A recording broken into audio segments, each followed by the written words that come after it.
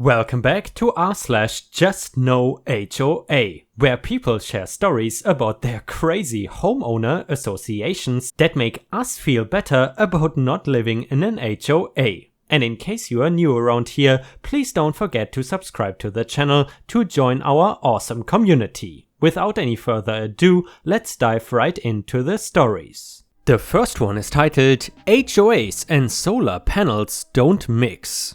There is a good reason that homeowner associations have a bad reputation, and that is because most of them are full of power-hungry tyrants and Karens. I know from first-hand experience of dealing with one of these boards of nosy nannies that they can be a nightmare to deal with. Our story starts in 2011 when my husband and I moved into a beautiful neighborhood with an unfortunate HOA board. We had just gotten married and knew that we wanted to start a family and experience all the normal things a new couple would do. We found my dream home exactly where I wanted it. It was close to my favorite stores, family, and in the best school district. However, we had no idea what we were going to get into when we moved into that house. Firstly, I had never really dealt with a homeowner association before, since this was the first house that either of us had ever bought. When our realtor was telling us about it, it didn't seem bad or scary or like it would be a problem at all.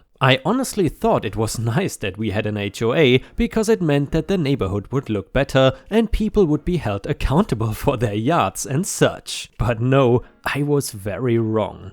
The HOA was not nice at all. These board members exist only to harass good hardworking people who are just trying to live their lives peacefully. We lived there for only 1 month before we received our first threatening letter from the HOA. They didn't appreciate the way that my husband's truck was parked in the driveway. He has a very large Ford truck that he used for work. It has a long bed and it doesn't fit in the garage properly, meaning that he parks it outside in the driveway. You know, where one would park a car. Their problem was that the truck bed intersected with the sidewalk, meaning that if someone was about to take a stroll, they would have to skirt around the bed. It was not even long enough for someone to need to step into the road or anything, but apparently it was breaking some kind of guideline or rule in the HOA handbook. Husband said whatever and did what they wanted. He just started pulling the truck as far up as it would go without hitting the garage door, which was literally centimeters away, and that barely got the end of the bed out of the sidewalk area. I was willing to argue with them since I felt like they were just being picky, but my husband wanted to avoid conflict. We managed to go several more months without having any more threatening letters about nonsense. That is until my husband decided to look into having solar panels installed. It is now almost a year into us living in this neighborhood. Everything seems to be going well, and my husband decided to look into solar panels for the house. He is an environmental engineer and reducing our carbon footprint is extremely important to him. He felt that solar panels would also add a lot of value to the home and lower our bills. Well, the HOA did not agree. In fact, they were livid. We had looked through the HOA policies and rules and checked with our state's laws about them denying solar panels. Thankfully, we live in a state that has solar access rights and prevents homeowner associations from eliminating our right to put up solar panels on our roof. But our HOA does say that they have to be put in a place on the roof that cannot be seen from the road or other access points and match the roof color. Basically, they have to be hidden or impossible to see. The truth is, they would rather not see them be there at all. My husband felt like he did not need to contact anyone on the board because he was following the rules they had put in the HOA handbook. The panels were being installed by a reputable company close to the roof color and out of sight from the road. The business that was installing the solar panels had only been at work for an hour or two before some middle-aged couple rolled up in my yard on their golf cart. The woman proceeded to get off the cart and walked up to one of the workers demanding that they cease and desist, handing them some unprofessional typed up Microsoft Word letter that they probably just put together before coming over. I was inside working on my computer from home that day so that I could be there for the installers to do their job when I heard her screechy voice from my office. She was yelling about the eyesore that was on my roof. I went outside hoping that it wasn't what I thought it would be, but of course it was. I asked her how I could help her, and she proceeded to point her finger at me, accusing me of breaking HOA rules with the eyesore we were installing without the board's permission. At this point, I am pissed. I'm not sure why she thinks that she can come onto my property and demand things and make accusations, but she was messing with the wrong lady. I forgot to mention that I am over 6 months pregnant at this point as well, so I am bloated and cranky too. Karen seemed to get more and more agitated and further continued to also threaten me with legal action. She was almost foaming at the mouth and shouted that we might get sued by the HOA for not following the rules and devaluing the entire neighborhood with our reckless behavior. I, as calmly as I could muster, took her paper and asked her and her husband to get off my property, and we could handle this formally in a meeting, as we were not in any violation of the rules since we were going strictly off their handbook's guidelines anyway. She continued to be belligerent but did leave after I walked away to go back inside. Unfortunately, the workers did have to stop for the day until we could handle the situation with Karen and the board. Which I was even more annoyed about because we still had to pay them for coming out even though they hardly got any work finished. We were not wasting any more time. I called my husband and he called his old college roommate, who is a successful lawyer. He started digging into our state's laws regarding solar panels and HOAs and then looked into the handbook we were given when we purchased the house. He agreed that we were completely compliant with their stupid rules and that they could not legally refuse to allow us to install them. Our lawyer friend typed up some legal paperwork and had it delivered to the HOA board, and we got back to working on having the solar panels installed. At this point, Karen and her husband were not having it. The next day I received a knock on the door at 8 AM. And well guys, say what you want, but at least the HOA busybodies get up early. Anyway, it was her again, and she had the legal papers that our lawyer delivered in her hand. She proceeded to curse at me and tore up the letter in front of my face and left the pieces of paper on the doorstep. I was so upset with her behavior that I slammed the door and refused to allow her to speak to me in the way she was. By that afternoon, I had a formal letter from the board summoning my husband and me to a meeting to take action against our insubordination. Before going to this meeting, I decided that I would talk with some of my neighbors, asking them how they felt about solar panels and sustainable energy. Shockingly, almost everyone that I talked to was very interested in installing them in their homes as well. I knew that I could use that to my advantage. They cannot just pick on us if a dozen other homes are doing the same thing, right? It was about a week before the HOA board meeting, and they wanted to make sure that we were hurting every day up until that point. The Karen couple would drive past our house on their car daily, sometimes multiple times, to the point where it felt intrusive. We also had a fine or crappy letter in our mailbox about something daily as well. Whether our grass was half an inch too long or our trash can was out for 10 minutes after they picked it up. Just ridiculous stuff that felt like harassment. At this point, I am documenting everything. How much money we have spent on the lawyer, how much money we have lost from them stopping the workers several times, how much they have harassed us with no ground, all the Karen's behavior I've been keeping track of. I even installed a camera to record how many times a day they are driving by or inspecting our property. They even went as far as fining us for the 3-inch tall Irish flag in the front window because it was not an approved flag.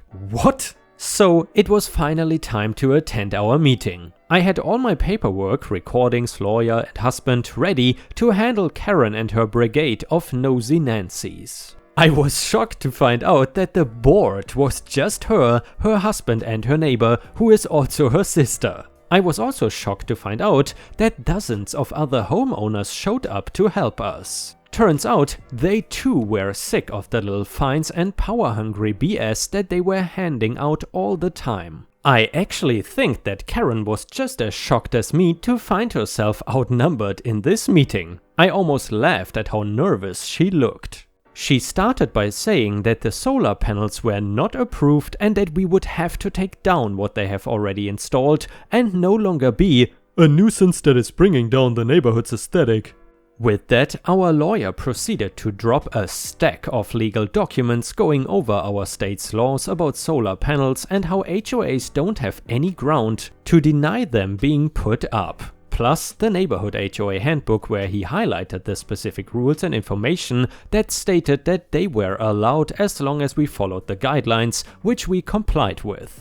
Karen did not like that and continued to argue with no leg to stand on. After a few more minutes of nonsensical disagreements, the rest of the room started getting louder.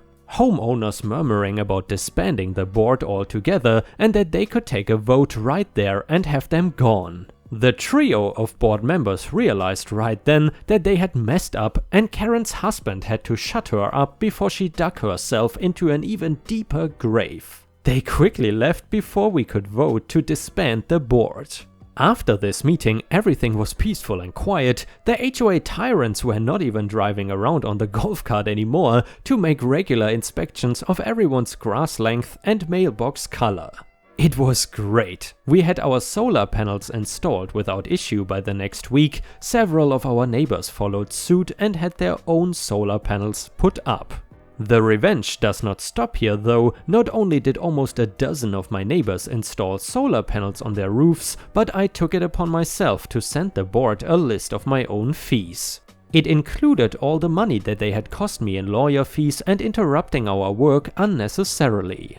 Not to mention all the claims I made of harassment against them. It didn't take long to find out that the HOA had to spend all the money they had on paying me back. And they felt so hated that they actually ended up disbanding the board themselves right then and there, and both the Karen couple and her sister moved away. We still live in this beautiful neighborhood with no HOA, plenty of lovely families and their solar panels. And ripe stars, I would say that this story is once again a good example that you can actually win against HOA tyrants if you band together with your neighbors, because that makes it much easier than just doing everything on your own. In addition, if you enjoy the stories about crazy HOAs and neighbors, then please don't forget to post some star emojis in the comments if you want to support the channel. Thank you so much in advance. Your help is very much appreciated. The next one is titled, "It took years, but I got some petty revenge." And guys, this story is not about HOAs, but just some simple, satisfying petty revenge. This is an older story that took years to get a bit of payback on. My late husband had just finished all of his training and was a fully licensed carpenter, and we had just finished building and moving into our house, so he decided to have some friends from work over for some beer and food. Well, I had been playing nice host. I made snacks and everything. But as the night went on, one of the guys decided to make a dirty comment to me. The exact words were, "Oh, you're a lucky girl now that your husband is making the big money. You can quit your little job and be a good housewife like I." I was like, what? My husband was awesome and he laughed, bashed him and said, "Yeah, about that, she makes what we make in 4 years in less than 1. She paid for this entire place, cash." The guy laughed and said, "What, as a secretary?" My husband stood up and said, "No, she has more education and brains than everyone at this table. Even though my English is lacking, I am an engineer." The guy tried to laugh and do the whole BS accent. Stupid, but to his credit, my husband threw them right out of the house. Now, this is several years later. I am in safety construction, and well, we were doing a walkthrough of a condo the company I was working for had been developing. Guess who was doing some of the finish working as a contractor? Yep, the a-hole, and I made sure to point out everything he had done wrong. Left the tool out? Yep, pointed out. Eating in a dusty place? Yep, pointed out. Laces untied or a rip in the safety shoes? pointed out. The union guys, if they get hit with safety violations, they have to take a 2-week course, 2 hours a night, unpaid. And guys, I would say here the moral of the story is, don't be a condescending idiot, because karma will surely bite you back in the rear. And the next one is titled, I experienced something awesome very early on in my customer service career, and I am so sad because I'm pretty sure that I have a better chance of winning the lottery than of having anything like this happening ever again. Shortly after graduating from high school, I got a job working as a waitress at a local restaurant. It was a pretty popular place, but really boomed during the holiday season. A few days before Christmas, a woman came in wanting to pay for and pick up a phone order. Now, to be clear, there were 7 pages of takeout orders. Each page had about 10 to 13 orders. I asked for the name on the order and she gives me 3, saying that she's not sure who placed the order and she is just in charge of picking it up. I look through each page and find a few matches. None are the correct order though. As I reach the last page, I tell her that we don't have any more orders with those names and ask if there is another that it might be under. At this point, she is visibly annoyed and gives me another 2 that it might be under. I scroll back to the first page and start searching again. I find another match, but again, it is the wrong order. Now she is actually angry. The conversation goes something like this. Me, I'm so sorry, we don't have any more matches for those names. Her, well, it's gotta be one of them. I don't know why this is so hard for you. Maybe it would be easier to search for the order itself. What exactly are you picking up? How am I supposed to know that? I didn't place the order. It is your job to check me out and just get it to me. Why is this so hard for you? Me? Well, unless there is another name to search for, I'm not sure what else I can do for you. There were about 75 orders placed for this weekend and I don't have any other way to know which one is yours. Her? Are you kidding me? It shouldn't be this complicated. Are you stupid or something? You are working a register. It cannot be that hard. Me? Okay, how about I read the names of each order and you let me know when something sounds familiar. We can go through each order that way. Effin' fine. If that's what you have to do your job, then just waste my damn time, I guess. Then she muttered something under her breath that I didn't quite catch. She definitely used the R word though. I get about halfway through the first page. Me? Complainy X? Yes, that's it. I smile wide, a genuine and true smile, ear to ear. Oh, do you work at Company X? Her? Not that it's any of your business, but yes, now hurry up. This has taken way longer than it should have. Is it even ready yet? Do you know the owner, Mr. X? Her? Yes, he's the one who organized the party. Why? Me? Hey, that's my dad. Smiling even wider than I thought possible. I will have to tell him about this. What a small world. Her, the color visibly draining from her face. You are the... Me, yep, my dad. Who would have known? I'm actually going on my 30 when I am done here. I will have to give him a call. I'm sure he will love to hear all about this. Before she had a chance to respond, I turned around to grab her food. I spent the rest of that transaction just positively glowing, basking in her silent panic before saying, "Goodbye, have a wonderful day. I'll be sure to tell my dad that you said hi." It was beautiful. I told my dad about it and he was absolutely livid, mostly about the fact that she would dare to speak to someone in that way while actively representing the company. He did not fire her, but she was given a severe warning and was put onto probation. She didn't last long though. Less than 2 weeks later, she lost the company a pretty big client by responding very rudely via email. Honestly, I may be biased, but I think that the company is better off without her. And I have to say, Ripe Stars, maybe this story is so satisfying because I really despise people who talk down on others that work in customer service. With the amount of entitled people that roam our planet nowadays, this can really be a tough job to have, and therefore I really applaud everyone who is working in the customer service field. So therefore it feels even better when these awful people get their comeuppance. And Ripe Stars, with this we have reached the end of the video. However, if you still cannot get enough of my content, then I would highly suggest to check out my endless binge watch playlist, which will soon show up in the left corner of the screen. In addition, I would really appreciate it if you could not only subscribe to the channel, but also turn on the bell notifications, which you can do by clicking on the little bell icon right next to the subscribe button. This will help my channel tremendously, and this will make sure that you don't miss any of my videos. Furthermore, if you want to see additional ripe content that I don't post on YouTube, then I would suggest to head on over to patreon.com/ripeyoutube for more than 50 exclusive videos that you will not see anywhere else. Thank you so much for your amazing daily support, and I hope to see you again tomorrow.